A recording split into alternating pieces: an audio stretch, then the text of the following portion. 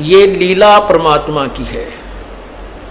जैसे कोई एक्सीडेंट हो जाता है और भाई उसमें टांग टूट जा, प्लास्टर बांधे रहना पड़ता है और चारपाई पे लेटा पड़ा रहना होता है। लेकिन जब ठीक हो जाए, जब थोड़ा ही पड़ा रहना है, फिर तो काम करे, घूमे, फिर अपने सारे कार्य सुचारू करे। तो ये कोई लीला है परमात्मा की, इनमें ऐसा कोई दोष नहीं आता। क्योंकि आप तो रो रहे थे, आप गुरु जी से दूर नहीं थे, आपकी आत्मा तड़फ रही थी और उन नादान लोगों ने स्वयं भी पाप कमा लिया, जिन्हें हमारा विरोध करके ये ऐसा झूठा केस बनाकर परमात्मा के कुत्तों को सजा उन्होंने हमारे को प्रताड़नाएं दी है, जेल में डाला। अब मुझे इस बात का डर है कि उन गेला के बनेगी। इतनी आत्मा रुआ रखी है उन्होंने, उनकी हाय पाड़ के दर देगी, उनके मनमान कई पीढ़ियों तक का नाश कर देगी। हम किसी को दुर्शीष नहीं दे रहे, लेकिन उनके किए हुए कर्मों का प्रतिफल बता रहे हैं। ऐसी बिरान माटी होंगी उन लोगों की, कुत्ते बनेंगे, कीड़े पड़ेंगे, खाज लगा करेगी, टांग टूटेंगी। ये मुख्य दोषी वो लोग हैं जो स्वार्थवश जनता को गुमराह करके और संतों का विरोध कराते हैं। लेकिन दोष उनको भी लगेगा जिन्होंने पाखंडियों की बात बिना देखे सुने मान ली। तो पुण्यात्मा उसमें दोष नहीं, तो आपकी तो अधिक कर्म बने हैं, आप हृदय से रोए हो। जैसे धर्मदास जी को परमात्मा ने 6 महीने तक तड़पाया था, उसके अंदर की कसक देखने के लिए और बनाने के लिए, और फिर जब वो परमात्मा मिले तो और अधिक प्रेम से, और प्रेम और बढ़ा हुआ था। तो पुण्यात्मा यही समक्ष प्रत्यक्ष प्रमाण है कि कोई भी बच्चा परमात्मा से दूर नहीं हुआ, आपकी दूनी कसक पड़ी है। तो वही आपने ये ज्ञान समझ लिया कि जैसे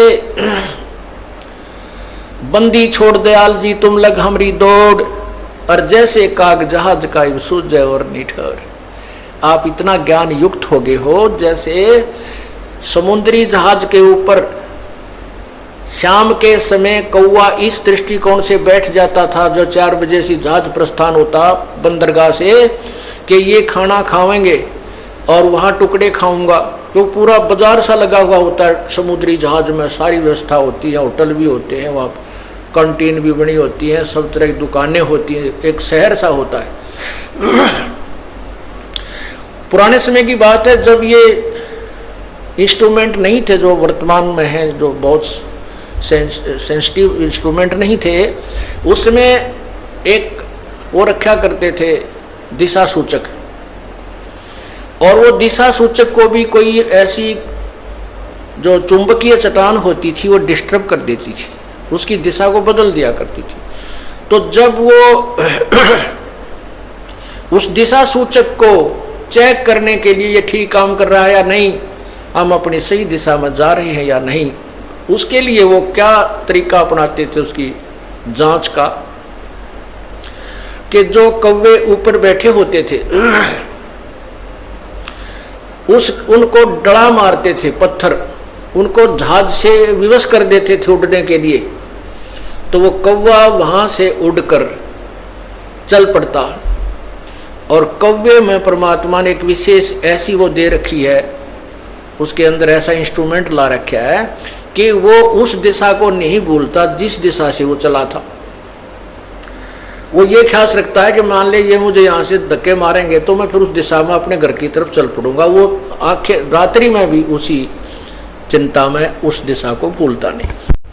और रात्रि के समय वो जहाज निकल जाता 200 किलोमीटर,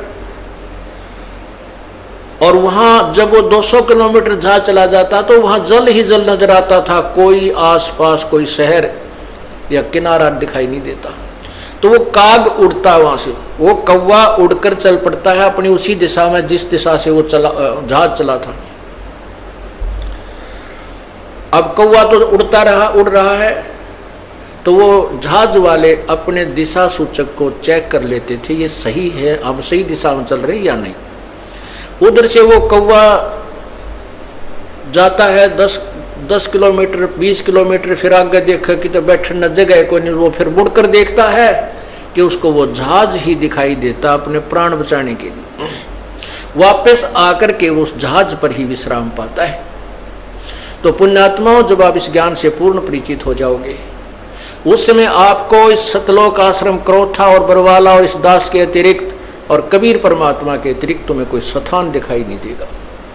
सब डूबने का होगा, पैर रखते ही डूबने का होगा, क्योंकि चाहे कितने प्यारे और कितने ही नेक भाई बहन रिश्तेदार हैं, वो तो इसी समय में हमारे साथ रहेंगे। आगे ना जाने अपने संस्कार वो कहाँ जाएंगे, वो हम कहाँ जाएंगे, ना जाने कि तब पशु बनेगा, कोई पक्षी बनेगा, कोई जानवर बनेगा।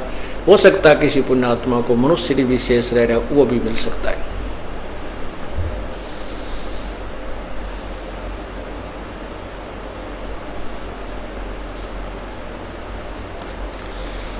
इसलिए हमने परमात्मा की भक्ति करनी चाहिए। और ऐसे आपके अंदर जो तरफ बनी है, अब आपको वो वही कव्वे वाला ज्ञान हो गया। आपको परमात्मा कबीर जी के अतिरिक्त इस संसार में, ब्रह्मांड में आपको भगवान दिखाई नहीं देगा, जो हमें सुख दे सके, जो हमें आश्रय दे सके। और जब ये ज्ञान हो जाएगा तब भी हम डूबने तो बचेंगे। ना तो काग को ज्ञान नहीं होता, करा कि तो बैठ जाता समुद्र पर, डूब जाता नहीं, थोड़ी देर में थक के गिर जाता, फिर वैसे डूबना था। तो समझदारी की उसने, वापस आकर वहीं जा शरण ले ली।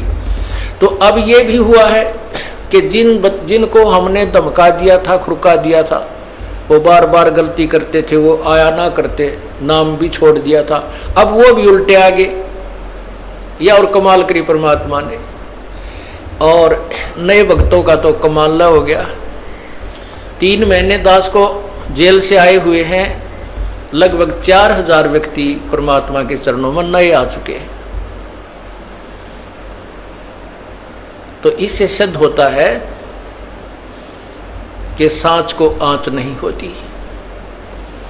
परमात्मा कहते हैं, जय कंचन बिष्टा पड़े।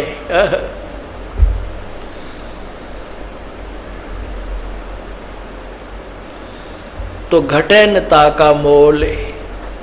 समझदार व्यक्ति तो जैसे सोना है, और सोना टट्टी में भी पड़ा ना, कितना टट्टी में राछी डड़ी हो इतनी सारी, चाहे इतना पड़ा हो, कोई ना छोड़े, जब बैठा कर धो कर मांझ कर गोज मंगा लेकर और दौड़ लेगा कि देखो देख ना ले। तो ऐसे ही जब हमें परख हो जाएगी, लोगों ने अब इस दास के ऊपर, सोने के ऊपर टट्टी डाल दी, और हमारे बच्चों ने वो टट्टी ना दिखी, सोना दिखा। तो पुण्यात्माओं, उनके द्वारा डाली हुई वो टट्टी, यानी उनके द्वारा गंध फैलाया हुआ भी साफ कर रहे हैं, लोगों को समझा रहे हैं, झूठ बोलते हैं, ऐसा कुछ नहीं उस आश्रम के अंदर, और सोना भी ले रहे हैं। तो इस प्रकार परमात्मा जिसके साथ है उसका कोई कुछ नहीं बिगाड़ सकता। नहीं तो फिर भगवान का नाम में मिट जाएगा इस पृथ्वी पर से, राम नाम की कोई चीज नहीं रहेगी। आजकल वैसे लोग नास्तिक हो गए, 4 छोटे मोटे जहाज बनाकर आकाश मुड़ के बिरानी के मान बैठे अपने आप को। अगर 2-4 वर्ष परमात्मा बूंद ना गिरे, वर्षा ना करे, काल पड़ जाए, ये जहाज और इंस्ट्रूमेंट, ये सकाई ले बुड़क पड़े जरा इनके, इनमें कोई बैठनिया नहीं पावे, न देखनिया नहीं पावे, और भगवान को भूल गए। यही कारण है कि हम भगवान की महिमा से अपरिचित हो गए।